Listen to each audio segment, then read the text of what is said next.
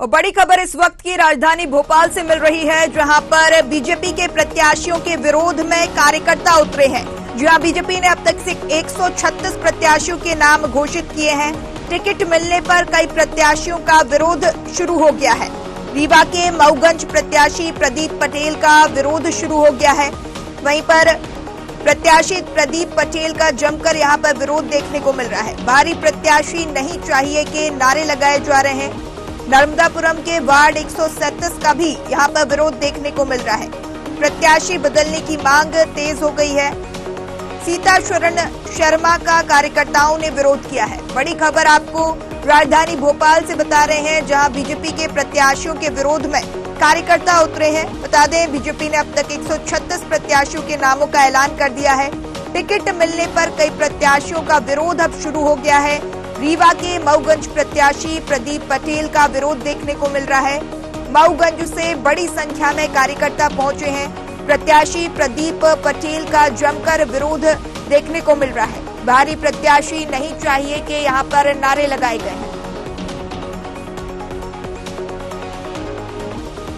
नर्मदापुरम के वार्ड 137 का भी यहां पर विरोध देखने को मिल रहा है। प्रत्याशी बदलने की मांग यहां पर तेज हो गई है। सीता शरण शर्मा के कार्यकर्ताओं ने जमकर विरोध किया है।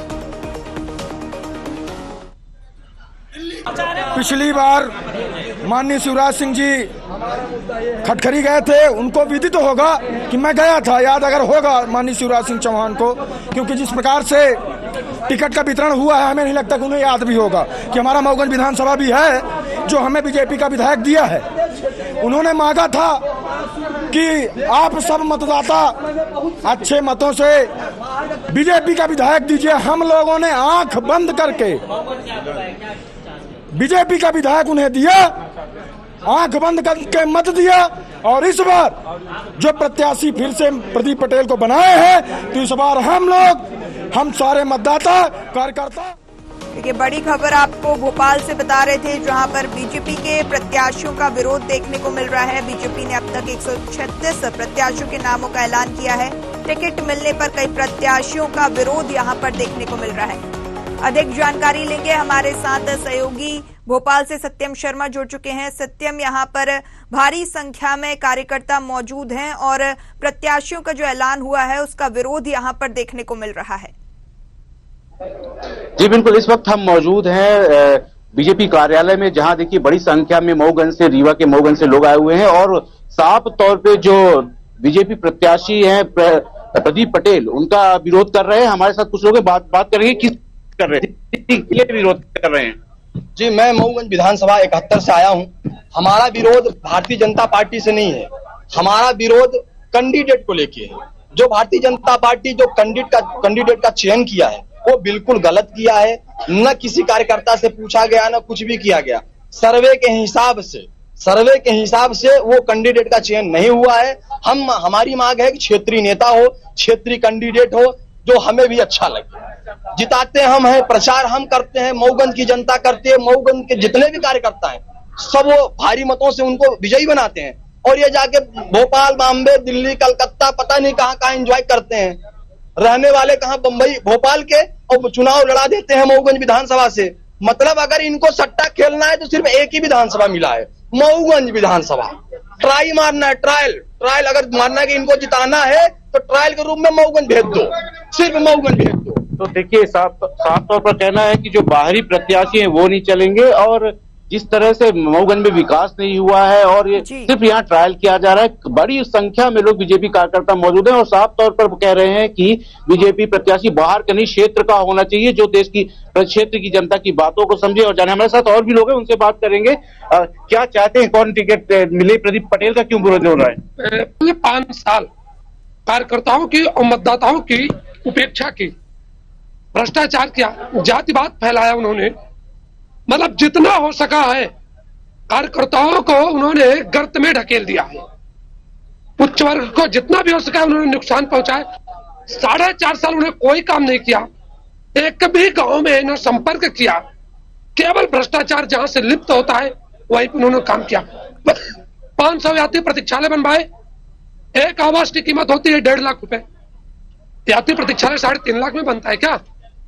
इसके अलावा मुख्यमंत्री केंद्र सरकार और राज्य सरकार की योजनाओं को छोड़ के प्रदीप पटेल विधायक से पूछ लीजिए उन्होंने क्षेत्र में क्या काम किया है।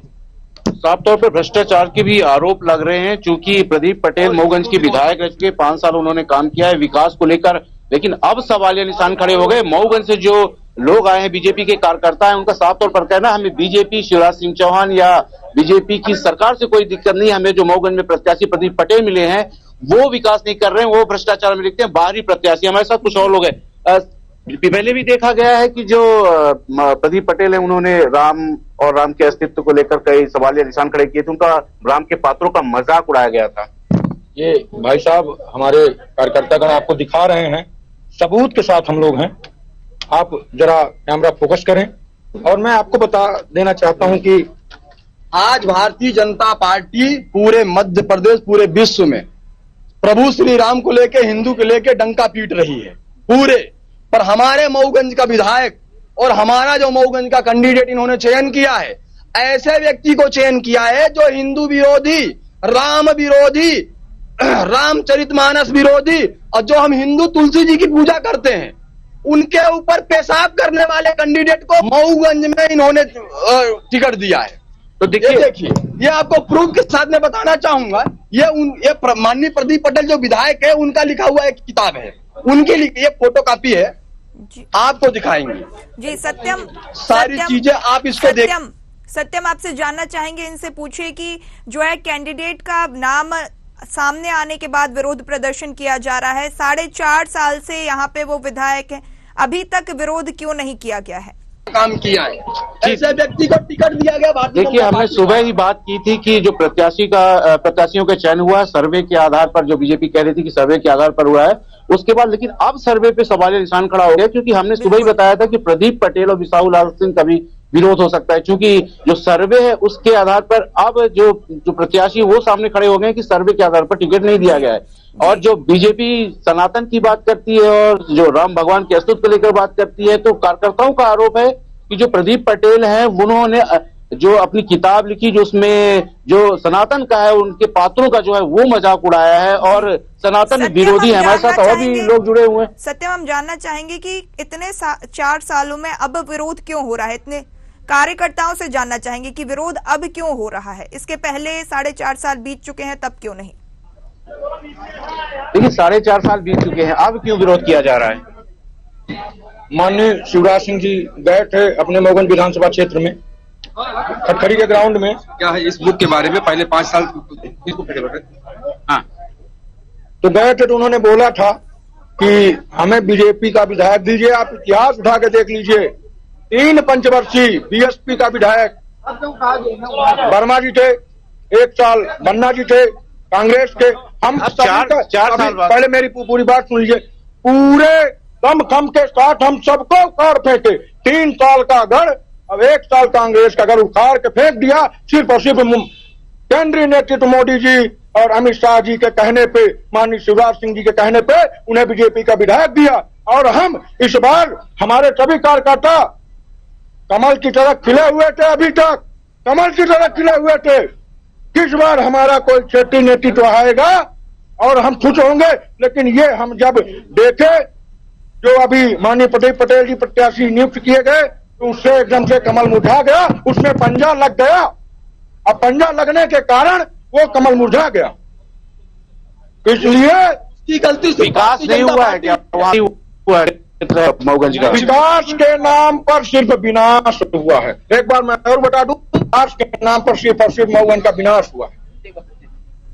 तो ये जो कार्यकर्ता है उनका आरोप है कि विकास के नाम पर सिर्फ विनाश हुआ है, और ये काफी नाराज चल रहे हैं। उन्होंने कहा हमने मऊगंज से बीएसपी को हटाया, कमल को खिलाया सिर्फ प्रधानमंत्री नरेंद्र मोदी, मुख्यमंत्री शिवराज सिंह चौहान, अमित शाह के कहने पर। वहीं अब जो है लेकिन सवाल अभी भी वही है सत्यम, लेकिन सवाल अभी भी वही है कि जो है विधायक 4.5 साल से वो थे, 4.5 साल के अंतराल में ये विरोध प्रदर्शन क्यों नहीं देखने को मिला? अगर इतनी नाकामियां थी विधायक में तो 4.5 साल के अंदर ये विरोध देखने को क्यों नहीं मिला? अब जब प्रत्याशियों की सूची जारी हो गई है, उनका नाम सामने आ गया है, तब कार्यकर्ता रोष व्याप्त है कार्यकर्ताओं में, रोष इस तरीके से प्रदर्शित कर रहे हैं।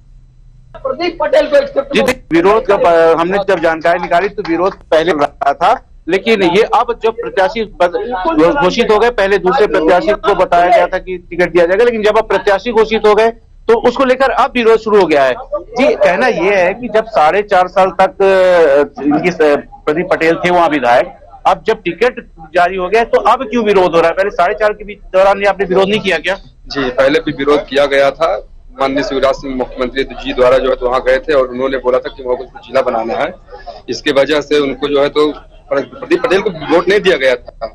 माननीय शिवराज सिंह चौहान को मुख्यमंत्री जी को वोट दिया गया था, इसकी वजह से जिताया गया था।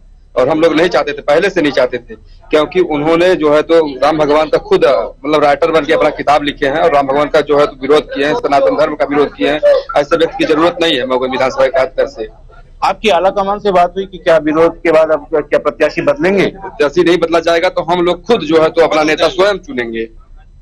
अगर प्रत्याशी नहीं बदलेंगे तो हम लोग जो है तो पूरे मऊगंज विधानसभा 71 में जाकर के घूम घूम के हर घर में प्रचार करेंगे और ऐसे व्यक्ति को बदलने के लिए हम लोग जो है तो विरोध करेंगे। क्या अपना नया कैंडिडेट उतार सकते हैं? नया कैंडिडेट निर्दलीय के रूप में उतारेंगे।